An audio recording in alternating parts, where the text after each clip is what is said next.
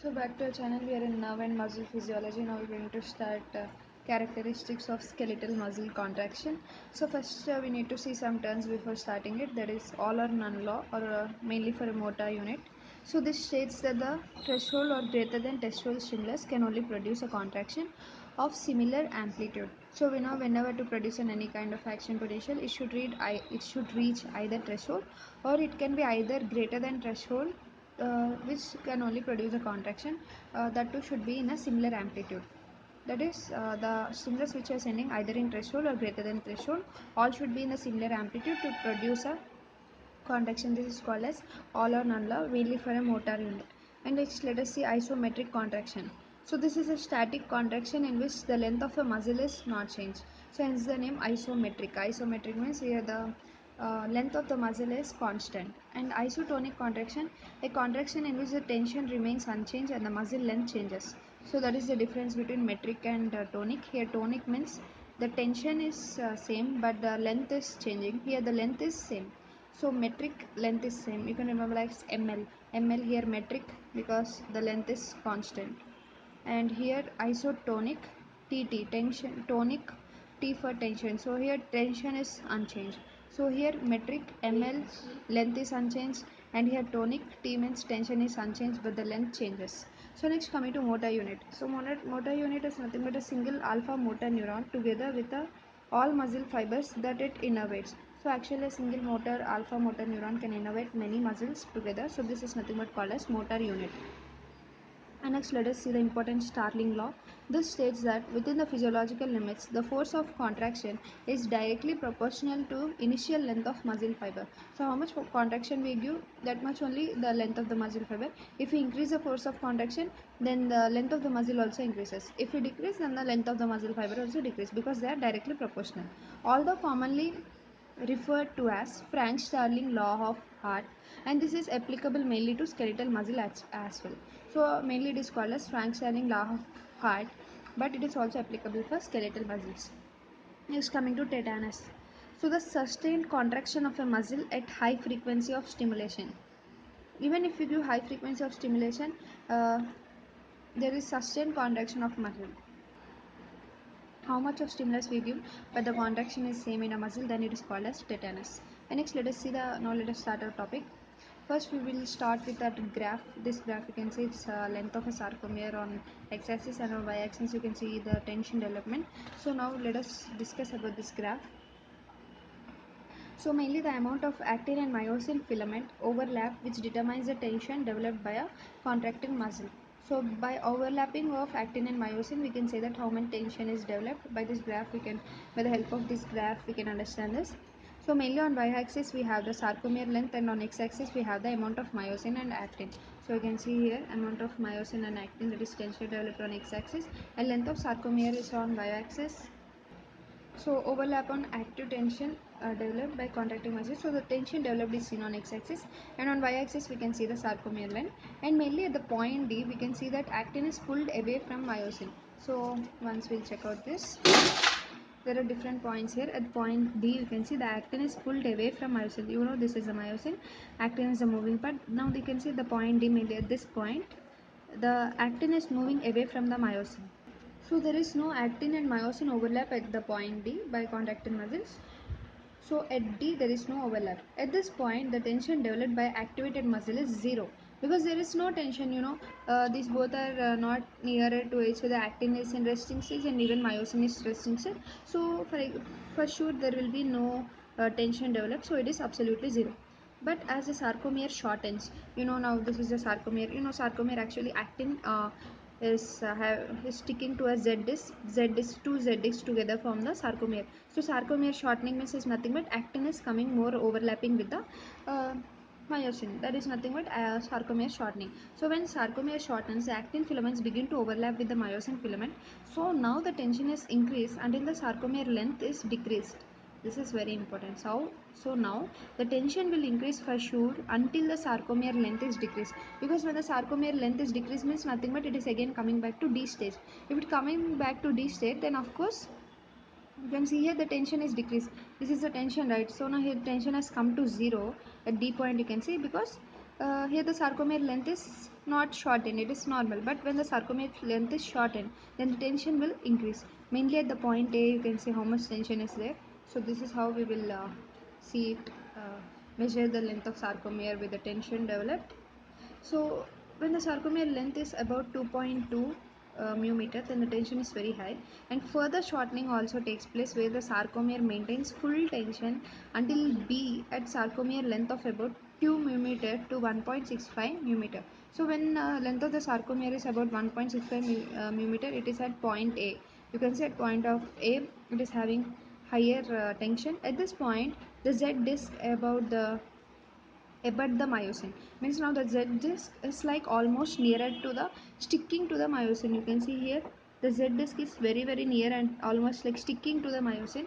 At this stage the tension is very high, so the ends of myosin are crumpled because because Z disc is coming very near, and the strength of contraction also approaches zero, but the sarcomere has now contracted to its shortest length. Yes, of course.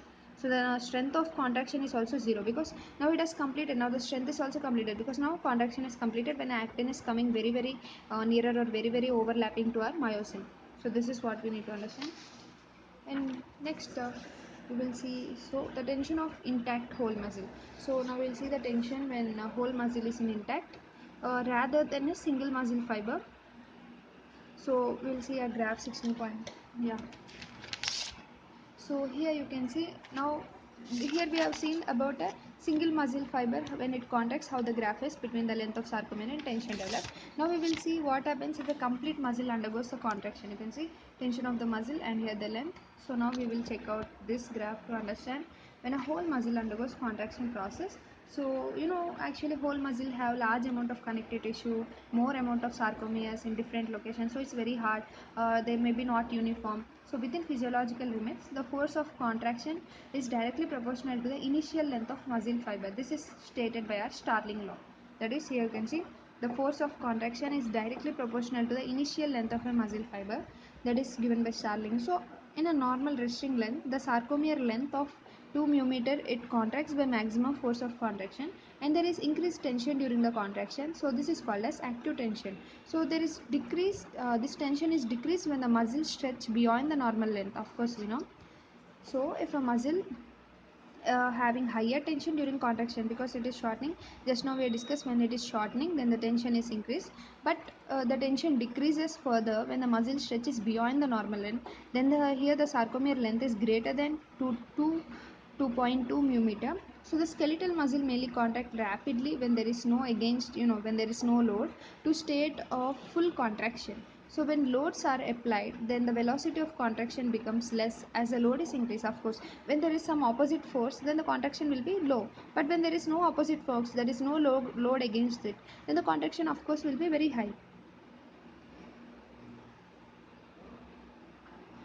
Yeah, and next, when load is increased to the equal maximal force that the muscle can exert, the velocity of contraction becomes zero and there is no contraction, which results in a despite activation of muscle fibers. So this is important. When the load is very high to the equal maximum force that a muscle can exert. So we know a muscle can exert a lot of force, but that load is greater than that or equal to that. They are saying here equal to that, how much muscle force it can apply, and that opposing force is also equal, then no muscle contraction takes place because velocity of contraction becomes completely zero and there is no contraction.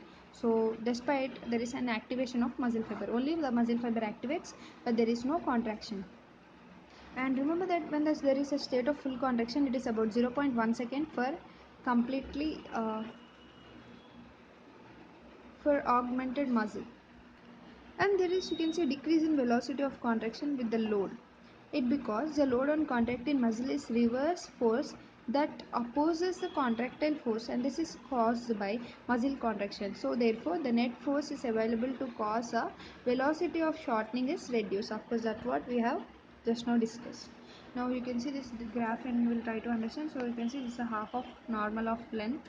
Now the length has become half of normal when the tension of the muscle is very high. Tension during contraction, normal range of contraction, you can see. This is tension before contraction in normal conditions. So this in between them you can see the increase in tension during contraction. So how much tension is increased during contraction when a sarcomere is getting shortened.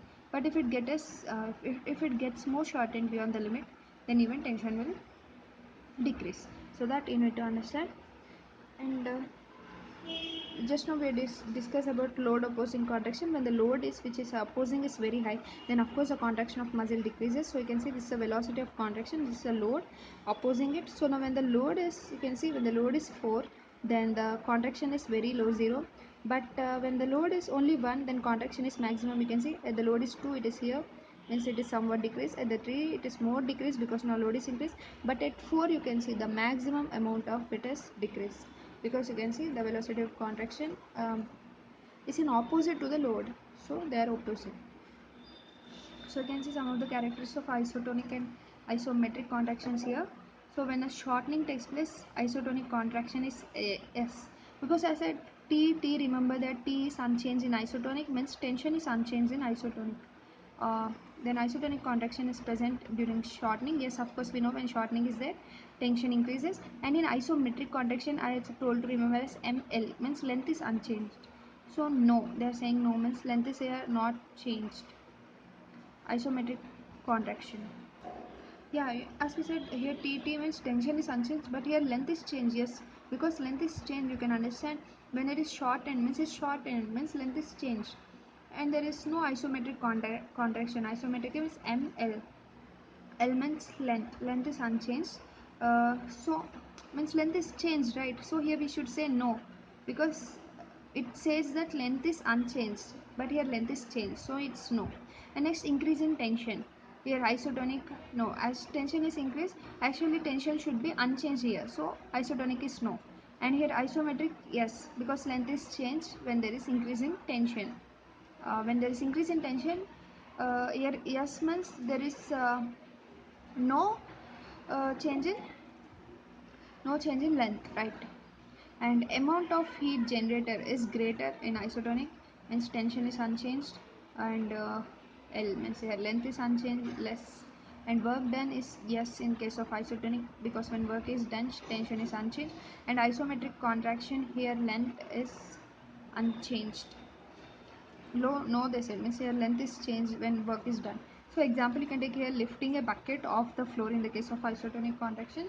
So if you lift a bucket off the floor, you can see your tension is increased to open that, right? Here isotonic means tension is unchanged, and isometric means length is unchanged. So pushing against a wall, if you push against a wall, that is example of isometric contraction. So this is what you need to see. And let us see here our theory part, isometric versus isotonic contraction. So isometric means the muscle doesn't shorten during the contraction. That's what we are saying, length is unchanged, right? And isotonic means when it is shortened but the tension on the muscle remain constant throughout the contraction. So next, let us see the fast versus slow muscle fibers. Actually we have two types of muscle fibers. Every muscle of a body is actually mixture of these fibers, that is fast and slow fibers. Fast fibers are rapidly, they're having reaction which is rapid. So examples are like anterior tibialis muscle, they have the fast fibers, and only they have low amount of small fibers because they are very fast. And others between them, there are also some other muscle fibers between the fast and slow. And the slow fibers, examples you can take soleus muscle, which are having mainly slow fibers. And next, coming to slow fibers, we'll see in detail what are these characteristics. These slow fibers are also called as type 1 fibers. They are also called as red muscle. Why they are called red muscle, all this let us see. So these slow fibers are smaller than the fast fibers, and they are innervated by the small nerve fibers, hence the slow fibers. And they have the blood vessel, they have but more amount of blood vessel system, and more capillaries are present to supply the extra amount of oxygen to this slow, because as they are slow, they need more amount of oxygen. And also they have higher number of mitochondria for the higher level of oxidative metabolism, and they have large amount of myoglobin. So the ferrum containing protein which is similar to hemoglobin is present in RBC. So here the myoglobin is attached with the oxygen and store it until when it is needed, it will release it. So this myoglobin is the one, because you can see here the ferrum is myoglobin contains ferrum. This ferrum containing protein is similar to hemoglobin. As it's similar to hemoglobin, it gives a red appearance for the myoglobin. So it gives a reddish appearance, hence it is called as red muscle. So now let us see the fast fibers. You can see the fast fibers are also called as type 2 fibers, and they are mainly called as white muscle. Means you can understand there is no myoglobin in white muscle.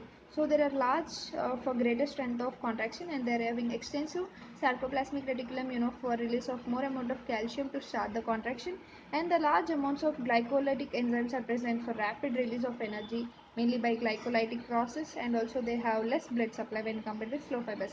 If you remember, slow fibers have higher blood supply, and here the oxidative metabolism is secondary pathway, not the primary. So of course you can understand, when oxidative metabolism is secondary means they are also having less mitochondria, and there is no red myoglobin, so it is a white muscle. So all muscle fibers are mainly innervated by a single nerve fiber called the motor unit. So the small muscles, in the small muscles, these motor fibers are very much high, and in large muscle they don't require it, like soleus example, because 100 muscle fibers are present in one motor unit. So you can understand that in slow fibers, as they are small fibers, for example, for 4 fibers, every 2 of it may have one motor unit. But in the case of large fibers, they are very large muscles, so for about 100 together they have only one motor unit. That is what's saying in the soleus, 100 muscle fibers have only one motor unit, and 80 to 100 muscle fibers in a motor unit overlap other motor units in microbundle of about 3 to 15 fibers. This interdigitation allows the separate motor units to contract in a support of one another rather than entirely as individual segments. So they are like interdigitating with each other so that they can contract in support of one another rather than being entirely independent. That's what they are saying. And summation means nothing but adding together the individual twitch contractions to increase the intensity of overall muscle contraction. Single individual contractions, if we sum up together, that is if we add up together, it causes higher contraction. So always there are two types, like first one is increase in the number of motor units contract simultaneously and called the multiple fiber summation, and another one is an increase in the frequency of contraction called the frequency summation. So you can see, if we increase the number of motor units, then it is called multiple fiber summation. Multiple fiber, you only can understand there are multiple motor units, and here increase in frequency, as you can here only understand, increase in frequency of contraction is nothing but called as frequency summation and leads to tetanization. So what leads to tetanization is frequency summation but not the multiple fiber summation, that you need to remember. Now let us see each in detail. So here in these diagrams you can easily see this is a motor unit, this is a somatic motor axon, this is a neuromuscular junction between a nerve and a muscle, and this is skeletal muscle fibers. So here also you can check out, this is from the spinal cord, you can see from a ventral column or anterior column, you can see somatic motor neuron is coming and is supplying a motor unit. This is a motor unit. You can see in the motor unit there are about here 1, 2, 3, 4. Four fibers are present only for this single muscle. As you can see, this is like a small muscle, so they are having 4 motor units per one. But in the case of big muscles, you can understand only few fibers supply to a big muscle, and this is a motor unit. Here you can see. So this is our motor unit, and we'll also see this one. So first we'll see the frequency multiple fiber summation. So multiple fiber summation, from CNS, actually weak signals are reaching to the muscle, and that is mainly to the small motor units are stimulated. When there is weak signal, first the small can easily catch, because small one is already having more amount of motor units, and as the strength of the signal is increased, large motor units also later get excited. So 50 times of contractile force of smallest units is nothing but our large motor unit. So large motor unit is 50 times of contractile force of smaller units. So this process is called size principle. That is, you can understand size principle, where smaller muscles are having more motor fibers, so for a weak signal also they can excite, but the large motor units require more amount of stimulus when compared with the small fibers. So you can see multiple different summation is having different motor units which are driven asynchronously by the spinal cord, and here the contraction mainly alternates as these motor units are after one another and provide the smooth contraction at low frequency of nerve signals. So you can see the contraction alters among the motor units one after the other, which provides the smooth contraction even at low frequency of a nerve signal. It is nothing but which are driven asynchronously by the spinal cord. So that is about small motor units, and next there is multiple fiber summation, and next coming to frequency summation and tetanization. So here we can see the individual twitches occur one after the other at low frequency, then there is increase in frequency, new contraction begins later, and next two more fibers are added to the one, and this increase in frequency reaches sometime at a critical value. So it's rapid and they fuse together and the muscle contraction begins. This type of muscle contraction is also smooth and continuous. So once if we check out this graph, we can understand. So first you can see individual twitches are formed at a low frequency. They're very low individual. So like this, at last what happened is the second one is added to one. Like this, by adding of each other, you can see finally a big contraction is formed by reaching a critical levels. It is so rapid and they fuse together and finally form the muscle contraction, which is of smooth and continuous type. And now let us see the maximum strength of contraction. 3 and 4 kg per centimeters per or 50 psi is the unit for maximum strength of contraction. For example, if a quadriceps is 16 inches of it is having 16 inches of muscle belly and 800 lb of tension is applied to patellar tendon in the case of this quadriceps. And now let us see the staircase effect. The staircase effect is also called as trippy. That is, first a muscle is in rest and later it undergoes a contraction process by a strength of about one half, and later 10 to 50 twitches are formed later, and later there is increase the strength to plateau, and this is called as staircase effect or trippy. This staircase effect or trippy is nothing but like climbing on staircase, hence the name is also given like that. So first it will be in rest, later you will go on each step one by one. In the same way it also goes each step one and finally you will reach a plateau. So same like this, it finally reaches a plateau. So that is the strength of the plateau is increased, and this is called as staircase effect. This is also called as trippy. And this staircase effect is mainly due to increase in calcium, that too by mainly from our sarcoplasmic reticulum by an action potential. We already discussed about this.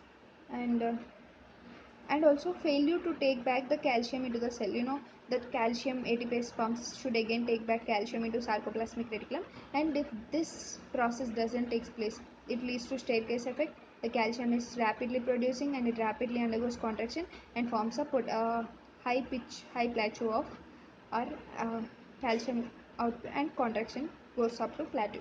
And next, skeletal muscle tone. So at rest there is little tautness and this is called as muscle tone, and from low rate of normal impulse from the spinal cord it is formed, and this muscle tone is unsolved by signals from brain. It is also transformed by signals from brain to spinal cord by anterior motor neurons and by signals of muscle spindle. So all this causes skeletal muscle tone. So this is all about a quick overview and summary of our characteristics of skeletal muscle contraction.